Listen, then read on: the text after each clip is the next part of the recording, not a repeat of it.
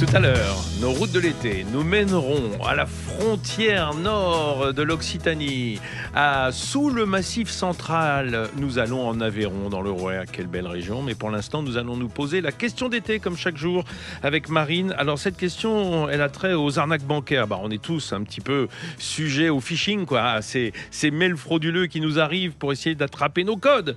Alors, est-ce qu'on est tous victimes? Que disent les twittos, Marine? Eh bien, ce matin, on vous demande, du coup, on vous pose cette question: avez-vous déjà été victime de piratage de données? Et pour l'instant, c'est le non qui l'emporte à 66%. Ouf pour vous, en Tant tout mieux, cas. tant mieux, parce Tant mieux que pour vous. c'est souvent grave. Néanmoins, on a quand même quelques personnes en fait qui nous commentent ce sondage Twitter et qui nous disent moi, j'utilise plusieurs emails sur différents réseaux et je conseille de ne jamais utiliser son email personnel. Et ben voilà, ça c'est déjà un Premier bon petit truc. conseil. On va avoir des conseils tout à l'heure de la part de nos professionnels qui vont être avec nous en ligne, puisque nous sommes avec Lionel Mauguin, journaliste et chef de rubrique Argent à 60 millions de consommateurs, qui sort une enquête magnifique. Bonjour Lionel Mauguin.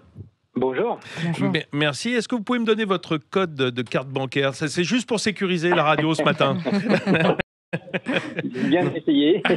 J'ai tenté le coup. Mais on envoie tellement débiles aussi des mails qui viennent souvent de pays étrangers, même pas écrits correctement. Bon, on va en parler. De moins en moins. Oui, de moins en moins. C'est de mieux en mieux fait. Et puis, à côté de vous, je dirais à côté de vous, en tout cas, par le téléphone, Denis Jacopini, qui est expert en cybercriminalité et en protection des données, l'auteur du livre Cyberarnaque chez Plomb. Bonjour, Denis. Bonjour Vincent, et bonjour. je vous souhaite une bonne première. Bonjour à tous. Merci à vous. J'ai envie de dire, et c'est ce qu'on va découvrir à travers l'enquête de 60 millions de consommateurs, comme le disait Lionel Mauguin à l'instant, ils sont de plus en plus forts, et plus en plus forts, c'est de plus en plus discret en même temps, Lionel Mauguin, nos hackers.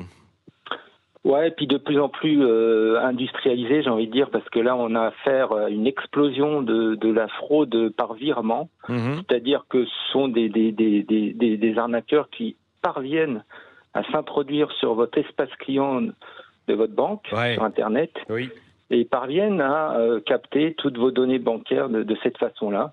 Effarant. Et ensuite, celui qui a capté vos coordonnées bancaires va les revendre sur le dark web à un autre escroc. Ce n'est pas un usage personnel, il y a une espèce de toile de trafic de données.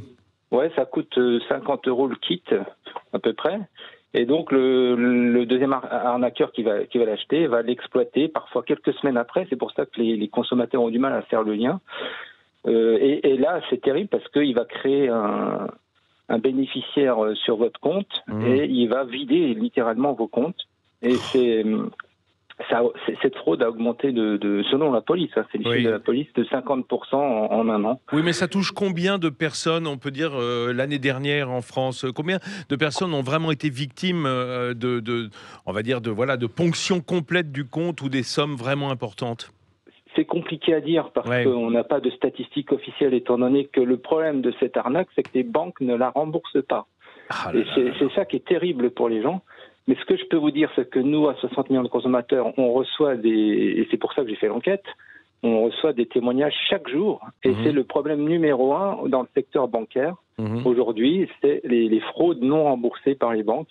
Que les banques, étant donné l'ampleur de cette fraude, celle au virement qui s'ajoute à celle à la fraude à la carte bancaire, refusent de rembourser alors qu'elles sont légalement obligées. Et les gens sont contraints de saisir la justice contre leur banque pour obtenir le remboursement de ces sommes qui peuvent atteindre, effectivement, puisqu'ils visent vos comptes, vos livrets, peuvent atteindre plusieurs dizaines de milliers d'euros dans certains cas. Donc ça pose le problème, non pas de la vigilance du grand public, non pas de notre vigilance à nous, mais celle des banques à la sortie de nos avoirs. On peut Exactement, oui. Et je peux vous dire donc que les chiffres qu'on a, c'est plutôt ceux de la police. En fait, la police est complètement débordée. Et on a des témoignages de représentants de la police. On a interrogé un commissaire spécialisé. Et les gens qui vont au commissariat, des fois, ils peuvent pas porter plainte parce que les policiers en ont ras-le-bol de passer leur temps à enregistrer les dépositions de victimes de fraude. Est-ce qu'on a une police digitale? Enfin, on va dire un département spécialisé en France? Oui, bien sûr. Et heureusement, ils ont des résultats. On a interrogé un commissaire de police donc qui nous donne déjà les chiffres, ceux que je vous ai donnés, une explosion de la fraude. Ils nous donnent la manière d'opérer, comment ils font. Et puis, ils nous disent qu'ils arrivent quand même à démanteler des réseaux qui permettent d'arrêter les escrocs. Et donc de savoir un peu mieux comment ils procèdent. Alors c'est vrai que c'est utile pour nous de savoir comment ça fonctionne, pour essayer de contrer ces mails et ces tentatives frauduleuses d'obtenir vos codes et de rentrer à l'intérieur de vos comptes bancaires. Alors Denis Jacopini, c'est votre métier, vous êtes expert en cybercriminalité. Je le dis, on reçoit tous ce genre de mails frauduleux. Moi, je reçois même, alors au moins là, c'est clair, des mails me demandant d'entrer dans des comptes d'une banque à laquelle je ne souscris pas, c'est-à-dire une autre banque. Alors là, je me dis évidemment, c'est forcément de l'arnaque. Pour autant, tout à l'heure, Lionel Mauguin nous le disait, de plus en plus de savoir-faire, de finesse. Qu'est-ce qu'il y a derrière tout ça? Des êtres humains, des robots, des algorithmes? Alors, il y a en gros une dizaine de manières différentes de piéger les gens. Oui.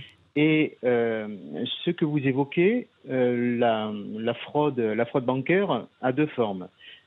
Soit ça passe par la carte bancaire, soit ça passe par votre RIB. Et dans quel cas, vous faites l'objet d'un prélèvement. La question, s'il vous plaît, je disais, est-ce que, vu le nombre de mails que l'on reçoit, par exemple, ou vu le nombre de tentatives, je suppose que ce sont des robots qui travaillent toute la journée pour envoyer des mails à des millions d'arnaqués possibles. Vous avez tout à fait raison, c'est exactement ça. Et c'est grâce à ça d'ailleurs qu'on arrive à les repérer assez facilement. Parce qu'en fait, les robots n'envoient pas du tout des mails de la même manière que vous envoyez un email. Absolument. Et donc les bons détecteurs qui, au bout de la chaîne, sont les utilisateurs, peuvent, avec quelques indications, avec un petit peu de pratique, peuvent apprendre à détecter ces faux mails. Mais effectivement, vous avez tout à fait raison. Les attaques se font en masse et c'est là que je trouve la notion d'attaque informatique un petit peu limite parce que un pirate qui envoie 10 millions d'emails ou 100 millions d'emails, est-ce qu'on peut considérer qu'il a attaqué un hôpital ou qu'il a attaqué une entreprise en particulier? Moi je dis non, c'est l'hôpital ou l'entreprise qui a été victime, qui a fait une mauvaise pratique, qui a fait une mauvaise manipulation, mais le pirate, lui, au départ, il a voulu viser personne avec ses 10 millions ou 100 millions d'emails. D'où l'importance, effectivement, de se protéger. Alors, Lionel Mauguin, vous le dites aussi dans votre dossier. Au fond, on peut avoir les bons gestes. On ne peut pas être vigilant 100% du temps, notamment les particuliers, avec des outils. C'est vrai qu'on se protège. On protège nos ordinateurs contre des attaques par des firewalls, simplement des programmes qui protègent nos données. Mais pour autant, on s'attend à être protégé, et notamment par les organismes bancaires qui, eux, doivent être beaucoup mieux équipés que nous, normalement. Oui, exactement. Je voudrais quand même ajouter à votre question précédente le fait que les escrocs appellent maintenant sur leur téléphone portable les futures victimes. Après avoir usurpé toutes les coordonnées bancaires, ils ont aussi usurpé les coordonnées de l'agence bancaire. Donc les personnes sont mises en confiance par le fait que la personne qui appelle de la part du service de la fraude, des fraudes de sa banque, détient son nom, le numéro de portable, le compte, le nom du conseiller. Donc ils n'ont aucune raison de se méfier. Et le procédé consiste à dire attention, on est en train de vider votre compte. Il faut absolument agir, et donc les gens sont mis en condition pour aller au nom de la fraude. Oui, bien sûr. Paradoxalement, ils vont perdre tout leur argent. Alors vous avez raison sur les banques. En réalité, les banques dans cette affaire-là ne respectent pas la loi, puisque je vous rappelle que l'aspect terrible de cette affaire, c'est que les gens ne sont pas remboursés. Et c'est pour ça d'ailleurs qui semble incroyable. À quel moment on l'est, à quel moment on ne l'est pas? Les banques considèrent que c'est la personne, le titulaire du compte, qui a donné l'autorisation de paiement, et donc il n'y a pas lieu. Alors, ils considèrent de la rembourser. Ils considèrent, mais ce n'est pas toujours le cas. Il arrive effectivement que des gens abusés puissent donner leur numéro de carte, le code qui est au dos de la carte à 3 chiffres ou des choses comme ça. Mais la plupart du temps, on est craqué. C'est craqué en quelque sorte par les hackers. Oui, c'est souvent une usurpation des identités des gens de la banque, une captation des données bancaires. Donc il n'y a aucune raison de ne pas rembourser. D'ailleurs, tous les gens qui attaquent leur banque en justice, on a interrogé des avocats, obtiennent gain de cause sans problème parce que la loi est très claire. Hein. Oui, restez avec nous, toujours. Lionel Mauguin de 60 millions de consommateurs, Denis Jacopini, on revient avec vous aussi juste après la publicité. Vous êtes expert en cybercriminalité. On va se demander si on est responsable, si on est un petit peu négligent. Dans les routes de l'été ce matin, on se pose des questions sur les arnaques bancaires. Est-ce qu'on est tous victimes? Alors, je ne sais pas si on l'est encore, mais en tout cas, on est tous fichés, comme on dit. On est tous pêchés, on est tous appâtés et l'œil des hackers est sur nous.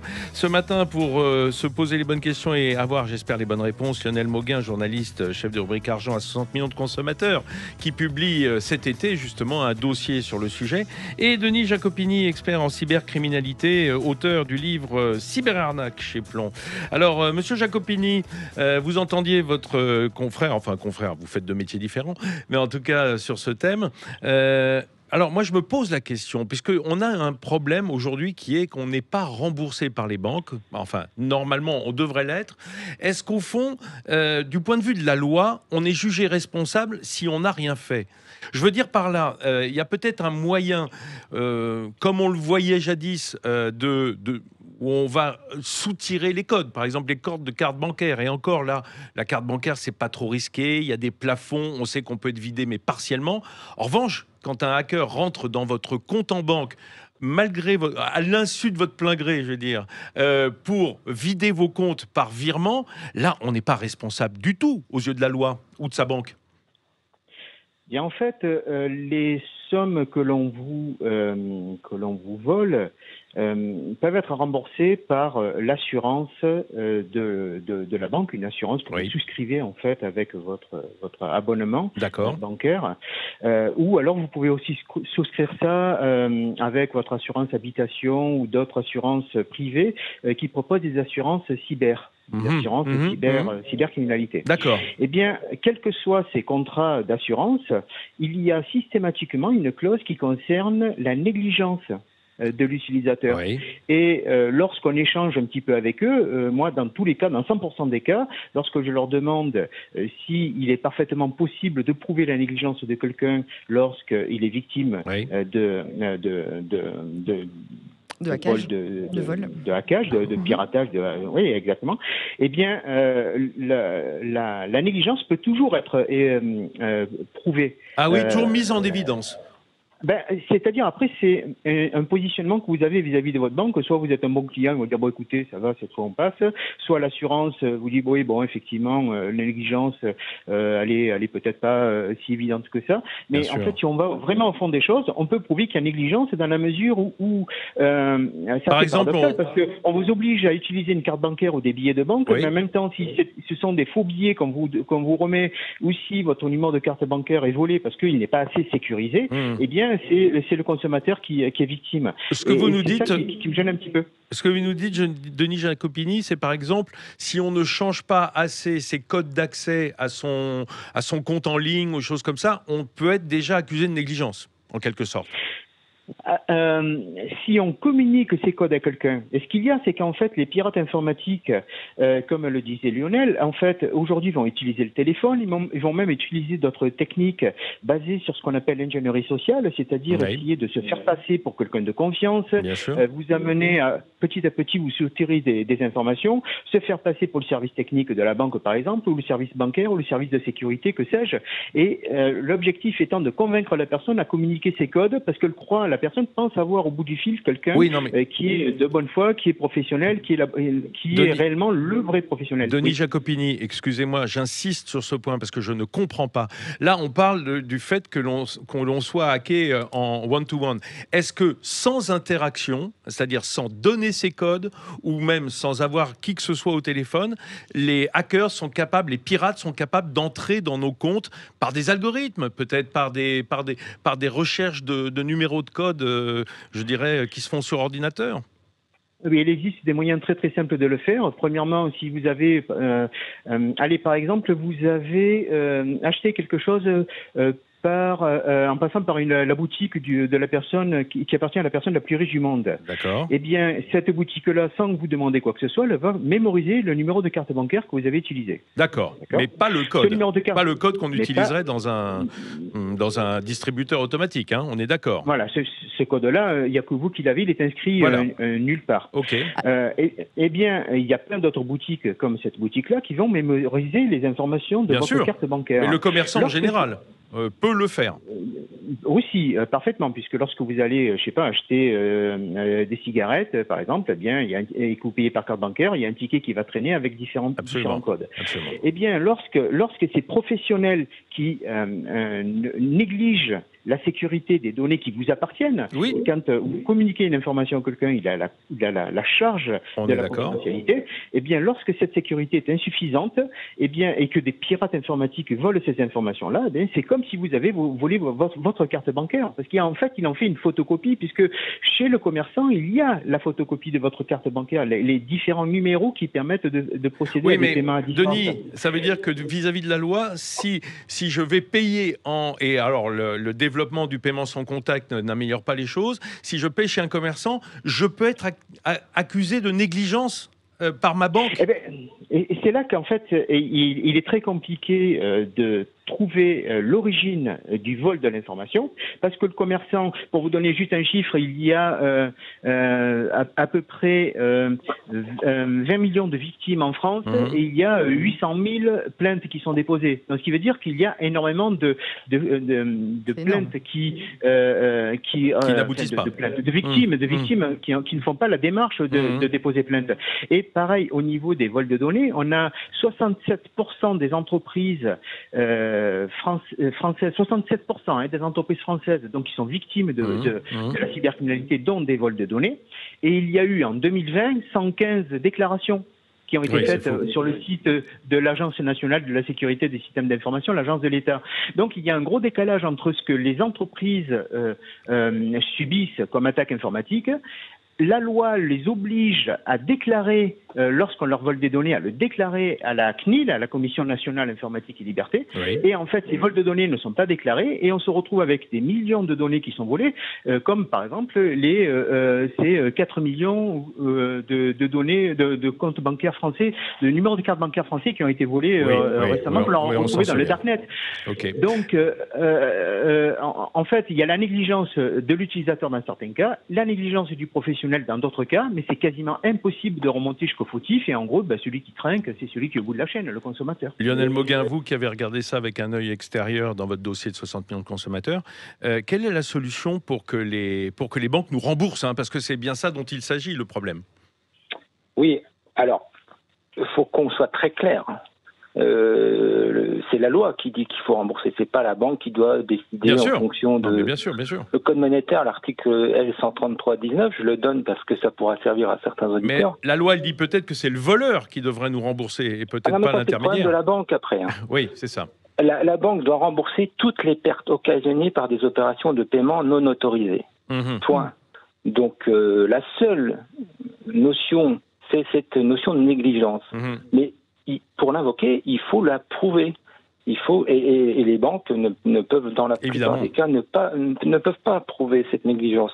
Et encore une fois, je vous le répète, à chaque fois qu'elles se font poursuivre par une victime, la banque doit finalement rembourser. Et puis, elle ne le fait pas pour limiter les pertes. Elle mise sur le fait que les victimes ne fassent pas pas jouer leurs droits, mais c'est très clair. Et je voulais aussi vous donner une information, c'est que c'est pas nécessairement par un mail de la banque que votre ordinateur va être infecté, ou votre smartphone, parce que ça passe aussi par le smartphone, ce sont des petits ordinateurs. Oui.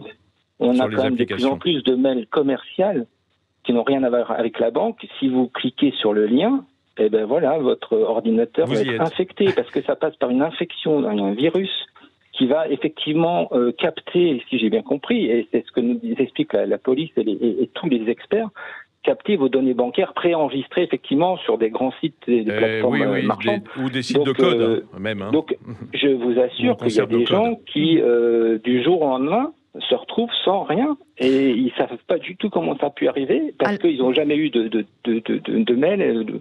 Oui, ils n'ont pas été informés d'une manière ou d'une autre. Et justement, alors comment on fait pour s'en prémunir et pour avoir la puce à l'oreille justement? Vous parliez à l'instant des emails. Quand on reçoit ce type d'email, à quoi on doit faire attention pour se rendre compte que c'est une arnaque? Voilà, tout simplement. Alors un conseil qui est peut-être peu donné, mais ne vous connectez jamais à partir d'un lien commercial ou bancaire envoyé par mail. Ne vous connectez jamais à partir d'un lien commercial. Évidemment, ne jamais fournir d'informations par téléphone, notamment quand c'est urgent. Plus c'est urgent, plus c'est suspect. Il faut jamais répondre à un courriel commercial. Il faut jamais ouvrir la pièce jointe. Et si vous avez un doute par rapport à votre banque, vous allez directement sur votre espace client. Vous passez pas par le lien. Oui, c'est ça. Pas par le lien, mais par le site. Moi, je fais toujours quelque chose. Je vais toujours voir quand même l'URL, enfin l'adresse d'où est envoyé. Et souvent, on a des surprises. Hein. Oui. Alors, encore une fois, n'utilisez pas le lien qui est dans le mail. Hein. Et puis, effectivement, essayez de changer régulièrement les mots de passe de vos plateformes sur lesquelles vous achetez. Essayez de ne pas préenregistrer vos identifiants de connexion et d'achat. Vous recommandez de changer de code, même pour l'accès au site de votre banque? Bah oui, et puis changer de code si vous achetez sur des grandes plateformes, Cdiscount, Amazon, etc. Oui. Alors c'est très contraignant parce que ça fait partie des choses un petit peu pratiques de ces grandes plateformes, mais si on veut vraiment avoir évité le pire, et puis si jamais ça arrive, encore une fois, même sans assurance, vous êtes dans votre droit, vous demandez à votre banque de vous rembourser. Si elle ne le fait pas, vous pouvez saisir le médiateur de la banque, mais enfin généralement le médiateur de la banque, là, il est aussi dépassé que la banque, donc il ne tranche pas. Oui. Et voilà, la seule façon de récupérer son argent, c'est de poursuivre. Alors, pas les escrocs. Les gens croient il faut porter plainte contre les escrocs. Non, il faut porter plainte contre sa banque. Et oui. La fraude à la carte bancaire, elle est davantage remboursée par le fait que la banque peut se retourner vers le commerçant qui a bénéficié du fruit de cette fraude. Et puis que les montants sont... Il y a des plafonds. Hein. Pour la carte bancaire, il y a des plafonds, donc les montants sont moins importants que lorsque vous faites vider, j'imagine, vos comptes livrets, par exemple. La banque se récupère auprès du commerçant. D'accord, ce qui n'est pas bien pour le commerçant non plus, parce qu'il est souvent, lui, à l'arnaquer, la vraie victime. Oui. Ouais. Alors, Denis Jacopini, moi je sais que les banques mettent quand même des outils de protection en œuvre, il y en a plusieurs. Moi, je prends mon exemple, parce que je pense que beaucoup sont comme moi. Je sais que chaque fois que je paye en ligne, j'ai un SMS envoyé sur mon portable et je dois vérifier en quelque sorte le paiement. Est-ce que c'est souverain ça? Est-ce que ça empêche vraiment l'arnaque? Alors, juste avant de répondre à cette question que j'espère ne pas oublier, je souhaite compléter ce que vient de dire Lionel concernant le fait qu'il y a un article de loi qui impose la banque à rembourser, mais il y a quand même aussi un arrêt de la Cour de cassation du 1er juillet 2020 qui indique très clairement et qui rappelle qu'il incombe à l'utilisateur d'un service de paiement une obligation de prendre toute mesure raisonnable pour préserver la sécurité de ces dispositifs de sécurité personnalisés, tel que le prévoit l'article du Code monétaire et financier. Mais donc, dans le mot raisonnable, dans le mot raisonnable, Denis, il y a la variable d'ajustement. Hein. C'est ça. Et c'est ça l'interprétation qui va faire que finalement cet arrêt a statué sur la responsabilité du consommateur. Et donc du coup, maintenant, toutes les banques s'engouffrent derrière ça. C'est un arrêt qui fait jurisprudence. Et donc, ça va fleurir vraiment les cas où les banques ne voudront pas rembourser en s'appuyant sur ça. Bon, alors je reviens à la question précédente parce que c'est un peu anxiogène tout ça pour les vacanciers qui nous écoutent et qui se disent moi je paye pratiquement tout avec ma carte pendant les vacances. Alors ce genre d'outil dont je vous parlais, cet aller-retour en fait, je paye en ligne, la banque m'envoie un SMS et je dois à nouveau vérifier que c'est bien sur mon compte que c'est débité. Est-ce que ça fonctionne? Est-ce que ces outils fonctionnent et limitent l'arnaque? Alors, si vous vous adressez aux personnes qui sont en vacances, en règle générale, elles vont utiliser leur carte bancaire en vacances directement. Elles ne vont pas faire des achats sur Internet. un verre d'eau, un café, une pizza, etc. Oui, c'est vrai. Et donc, du coup, en fait, moi, ce que je conseille véritablement dans des cas comme ça, parce que partout où vous allez laisser votre carte bancaire, il y a la possibilité de se faire voler ces numéros. Eh bien, vous allez au distributeur, vous récupérez de l'espèce et vous payez une espèce tous les commerçants que vous allez, chez qui vous allez aller. Et ça, c'est le seul moyen pour que votre carte bancaire ait ces numéros qui soient préservés secrets. Sinon, chez tous les commerçants, le numéro est éparpillé. Et ça, c'est quelque chose qui, moi, ne me rassure pas du tout, en tout cas. Et est-ce que ce code à 4 chiffres, notre code de distributeur de billets, notre code de la carte, il peut être hacké lui également? Est-ce qu'il devrait pouvoir changer de temps en temps?